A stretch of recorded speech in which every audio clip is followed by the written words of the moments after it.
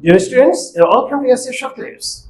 Now I will discuss an important lesson on Y sound. So let me get started.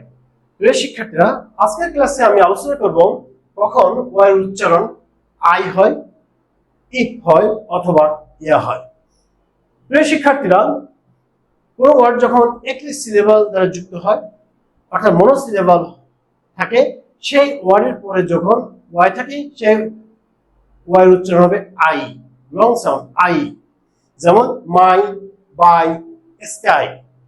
Number 2, যে সমস্ত ওয়ার্ডগুলো একের অধিক syllable দ্বারা যুক্ত থাকে সেই ওয়ার্ডের শেষে যখন ওয়াই থাকে সেই ওয়াই এর উচ্চারণ আমরা করব ইফ, যেমন হ্যাপি, সিটি, ফানি। এরপর নাম্বার 3, আবার ওয়ার্ডের মাঝেও যদি ওয়াই থাকে সেই ওয়াই এর উচ্চারণ আমরা করব ইফ, যেমন system, symbol, hypocrisy, etcetera.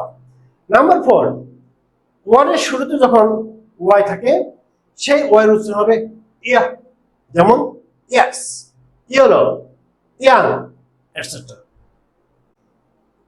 Okay, dear students, I hope you have understood clearly. You are invited to watch next video.